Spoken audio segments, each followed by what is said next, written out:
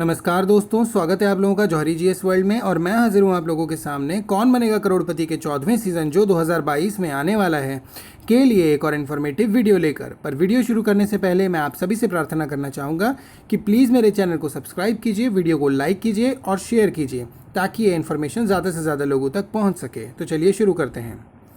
दोस्तों, आज जिस टॉपिक के बारे में हम बात करने वाले हैं वो ये है कि FFF कॉल यानी कि फास्टेस्ट फिंगर फर्स्ट का कॉल किस किस को आ सकता है।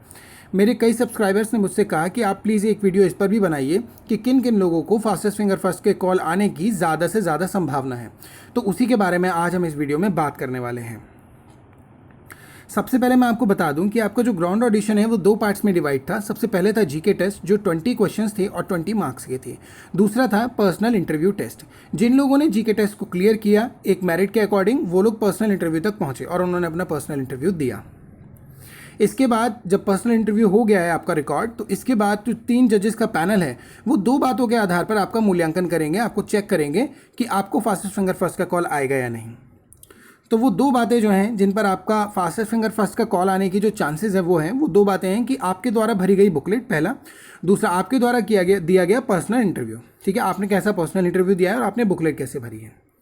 बुकलेट का मूल्यांकन किस आधार पर किया जाएगा इसके बारे में हम बात करेंगे कि भाई कैसी बुकलेट होनी चाहिए कि कॉल ज़रूर आए। ठीक है, तो पहला जो पॉइंट है वो है आपने बुकलेट को साफ लेख में भरा हो जिससे जजेस को पढ़ने और समझने में दिक्कत ना आए।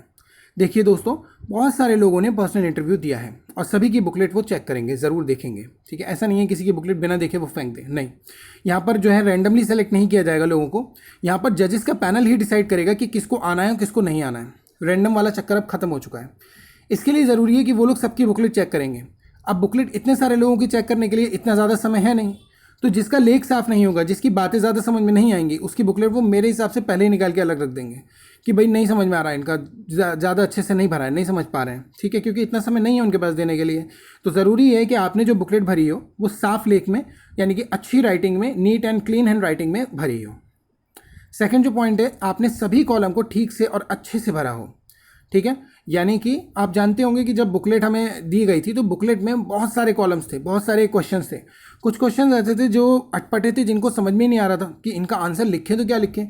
जैसे कि अपने ज़िले के बारे में कोई ऐसी बात बताएं जो कोई ना जानता हो, अपने जीवन के बारे में कोई ऐसी बात बताएं जो कोई ना जानता हो। चलिए, जीवन की बात आप लिख भी दें, लेकिन आप उसके बारे में क्या लिखेंगे कि शहर के बारे में कोई ऐसी बात जो कोई ना जानता हो, है नहीं।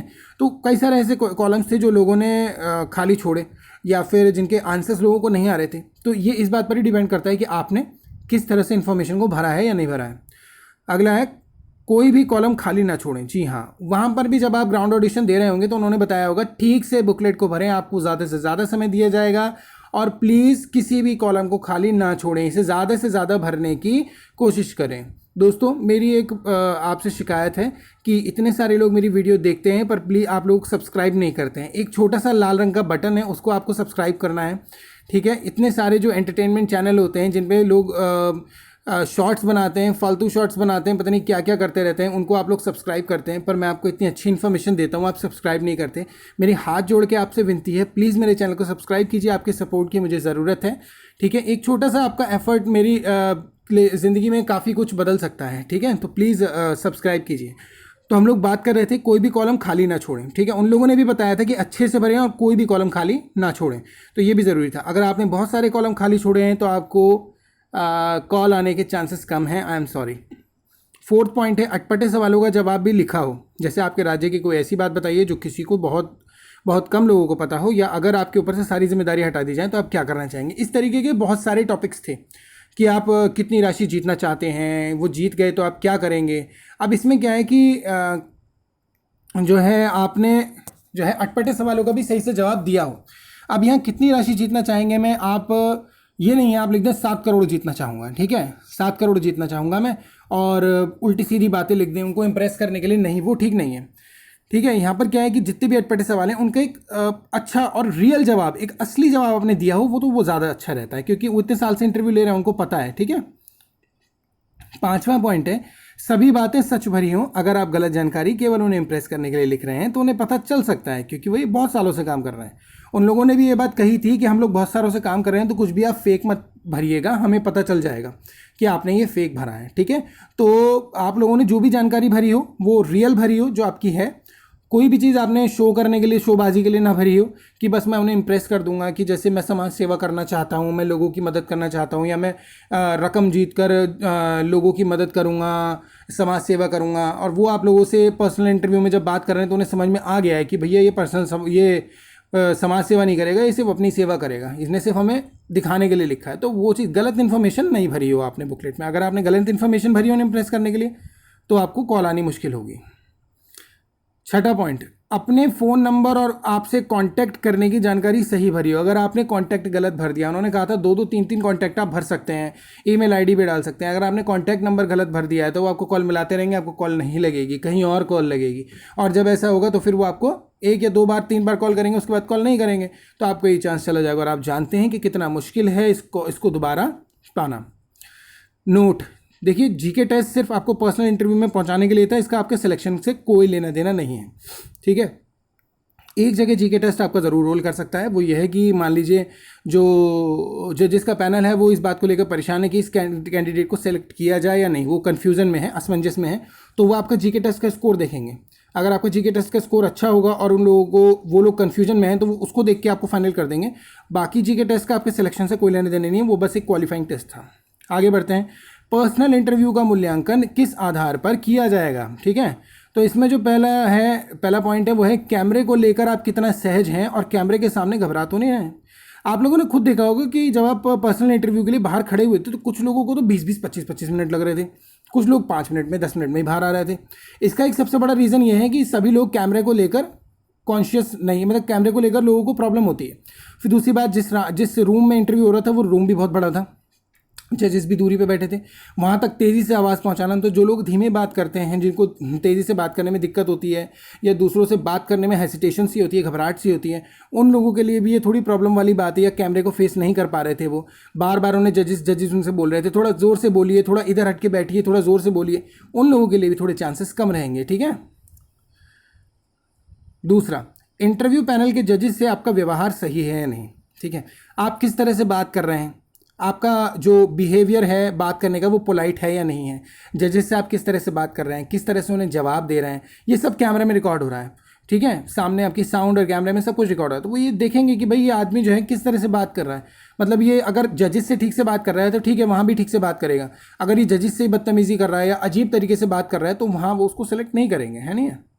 थर्ड पॉइंट, आपकी आवाज़ जजेस तक पहुँच पा रही है या नहीं, या वो बार बार आपको बोल रहे हैं ज़ोर से बोलिए, ज़ोर से बोलिए। मैंने पहले ही बताया, वहाँ जाकर कुछ लोगों के गले सूख जाते थे और कुछ लोग बोल नहीं पाते थे, उनकी आवाज़ जजेस तक नहीं पहुँच पाती थी।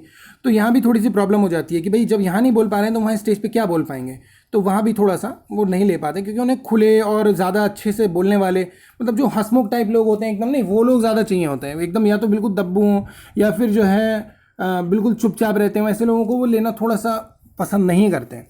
आप भी नहीं करेंगे। जो जानकारी आपने बुकलेट में दी है वह जानकारी आप जजेस के सामने उनके द्वारा पूछे गए प्रश्न में दे रहे हैं या नहीं। सबसे ज़्यादा ज़रूरी चीज़, भाई आप लोग जानते होंगे कि आपकी बुकलेट उनके हाथ में थी जब आपको बुलाया जा रहा था, और वो बुकलेट से रिलेटेड ही क्वेश्चन पूछ रहे थे। अब उसमें क्या करते हैं वो ये चेक करते हैं कि बुकलेट में जो क्वेश्चन आपने भरे हैं क्या वही आंसर, जो बुकलेट में आंसर भरे हैं क्या वही आंसर आपके मुंह से निकल रहे हैं जब वो पूछ रहे हैं।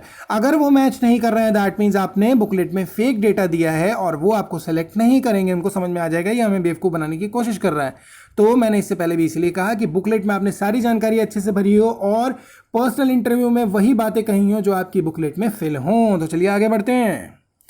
जवाब देते समय घबरा तो नहीं रहे हैं, क्योंकि जिसने जवाब ऐसे ही भर दिया होगा वो ज़रूर घबराएगा, उसका बुकलेट से मैच नहीं करेगा उत्तर, ठीक है। भाई बुकलेट में आपने भर दिया, अब पर्सनल इंटरव्यू और ग्राउंड ऑडिशन के बीच में 2-3 घंटे का फ़र्क होता है, 2-3-4 घंटे का फ़र्क हो जाता है। तो वो ये भी चेक करते हैं कि भाई अगर इसने उत्तर फेक दिया है, यानी कि गलत उत्तर उसमें लिख दिया है, तो वो जो आंसर देगा ना वो घबरा घबरा कर देगा, उसकी आवाज़ लड़खड़ाएगी, बार बार पानी मांगेगा, गला सूख जाएगा, वो सोचेगा क्या बोलना है क्या नहीं बोलना है, कि कैमरे के सामने थोड़ी प्रॉब्लम हो जाती है, ठीक है। लेकिन आप वही जवाब दे रहे हैं जो आपने बुकलेट में फिल किया है तो आपको कोई प्रॉब्लम नहीं है, आपको कॉल 100% आएगा। 6, क्या आपकी कहानी रोचक है, क्या आप टीवी पर टीआरपी बढ़ाने में सहायता करेंगे, ठीक है। इसलिए मैंने कहा कि उन्हें ज़्यादा अच्छे से बोलने वाले लोग चाहिए, जो अपने को ज़्यादा एक्सप्लेन कर सके, अपनी बातें बोल सकें, बता सकें, ठीक है, कैमरे के सामने। क्योंकि यहाँ तो सिर्फ एक कैमरा है, पर वहाँ जब आप जाएंगे ना तो 8 कैमरे होंगे कम से कम, ठीक है, जो आपको अलग अलग जगह से शूट कर रहे होंगे, आपके पास भी आएंगे, आपसे दूर भी जाएंगे, ठीक है। तो आपकी कहानी रोचक है या नहीं, ठीक है, आप टीआरपी पे बता, मतलब आप उनको टीआरपी दे सकते हैं या नहीं, ठीक है। मान लीजिए एक डॉक्टर हैं, ठीक है, उनकी काफ़ी सारी स्टोरीज होंगी, वो अपनी बातें बताएंगे तो वो बांध कर रखता है दर्शकों को। तो अगर आपकी कहानी रोचक है, आपने काफ़ी अच्छे अच्छे किस्से भरे हैं, जिसकी आपको बुकलेट में दिया गया था, कोई एक ऐसा किस्सा बताएं जिसको आपको बहुत ज़्यादा खुशी मिली हो, कोई एक ऐसा किस्सा बताएं जहां आपको लगा हो कि मुझे पैसे की बहुत ज़्यादा ज़रूरत है, वो सब आपने अच्छे से फिल किए हैं, उन्हें वो पढ़ने में मज़ा आएगा, वो आपको ज़रूर बुलाएंगे, ठीक है, क्योंकि आप उन्हें टीआरपी दे सकते हैं। आजकल नाटकों में टीआरपी चाहिए। आपने देखा होगा जी टीवी पर शो आता है एक डांस वाला, उसमें कभी वो किसी को ले आते हैं, कभी बीमार माँ को ले आते हैं, कभी बीमार बाप को ले आते हैं, कभी ऐसे बच्चे को ले आते हैं, वो सब एक्टर्स होते हैं वैसे फिलहाल, लेकिन जो है उन लोगों को ऐसे ही लोग चाहिए जो टीआरपी दे सकें, ठीक है, अच्छे से बात कर सकें। क्या आप अमिताभ बच्चन के सामने बैठकर खेल पाएंगे? दूसरी चीज़, वो इस बात का भी मूल्यांकन करते हैं, चेक करते हैं कि भाई आप जो है अमिताभ बच्चन जी के सामने बैठकर खेलने लायक है भी या नहीं, आप ठीक से बात कर पा रहे हैं भी या नहीं, उनसे कोई भी ऐसी बात या कुछ भी ऐसा बोल तो नहीं देंगे, क्योंकि सदी के महानायक हैं, ठीक है। ये हमारी जिम्मेदारी है कि हम उनसे ठीक से बात करें, और ये जजेस की जिम्मेदारी है कि वो ऐसे लोगों को वहाँ पहुँचाएं जो अमिताभ जी से ठीक से बात कर सकें, उनसे तमीज़ से बात कर सकें, अच्छे से बात कर सकें। इंटरव्यू में पूछे गए 3 जीके के प्रश्नों का जवाब ज़्यादा मायने नहीं रखता, क्योंकि वे जानते हैं कि जीके टेस्ट की मेरिट क्लियर करके ही बंदा यहाँ तक पहुँचा है, पर फिर भी 2 प्रश्नों के उत्तर दिए होंगे तो अच्छा इंप्रेशन पड़ेगा, ठीक है। सो ये जो 3 क्वेश्चन जीके के पूछे गए थे पर्सनल इंटरव्यू में, इसमें से 2 प्रश्नों के भी उत्तर दिया आपने तो बहुत अच्छी बात है, 1 का भी दिया तो कोई बात नहीं है, ठीक है, पर 2 का दिया तो अच्छा इंप्रेशन पड़ेगा, और 3 का दिया तो बहुत ही अच्छा इंप्रेशन पड़ेगा, सेलेक्ट होने के चांसेस बहुत ज़्यादा हैं। नोट, आप यहाँ पर कुछ महत्वपूर्ण है, बहुत ज़्यादा इंपॉर्टेंट है, इसको ध्यान से सुने। आपको जुलाई से दिसंबर के बीच में कभी भी कॉल आ सकती है, तो अगर जुलाई में या अगस्त में कॉल ना आए तो ये मत समझिए कि कॉल नहीं आएगा, अपनी तैयारी जारी रखिए, कॉल कभी भी आ सकता है। कॉल आपको किसी भी प्रकार के नंबर से आ सकता है, इसलिए कृपया हर नंबर की कॉल को रिसीव ज़रूर करें, क्योंकि ये मौका चला गया तो दोबारा नहीं आएगा, ठीक है। मेनली +44 या +22 कोड से आएगी कॉल, ठीक है, वो ध्यान रखिएगा। तैयारी को जारी रखें, क्योंकि कॉल आने के बाद आपको ज़्यादा से ज़्यादा 10 से 15 दिन का समय मिलेगा जिसमें आप ठीक से तैयारी नहीं कर पाएंगे, ठीक है। अपनी तैयारी को जारी रखें, पढ़ते रहें हमारे चैनल के साथ, बाकी चैनल के साथ। अगले वीडियो में मैं बुक्स बताऊंगा, उन बुक्स को मंगवाएं, वहाँ से सिलेबस वाइज सिलेबस कवर करते चले जाएँ, ठीक है, सब्जेक्ट बाई सब्जेक्ट, सब अच्छा होगा, ठीक है। हमारा लक्ष्य 7 करोड़ के प्रश्न तक पहुंचने का होना चाहिए, तभी आप ज़्यादा से ज़्यादा रकम जीत पाएंगे, ठीक है। मेरी माँ हमेशा कहती हैं अगर 100 सोच कर चलोगे तो 80 मिलेंगे, 80 सोच कर चलोगे तो 60 मिलेंगे, इसलिए अगर 7 करोड़ सोच कर चलोगे तब जाके आप लोग जो है 1 करोड़ जीत पाएंगे, 50 लाख जीत पाएंगे, ठीक है। तो बड़ा लक्ष्य बनाकर चलें।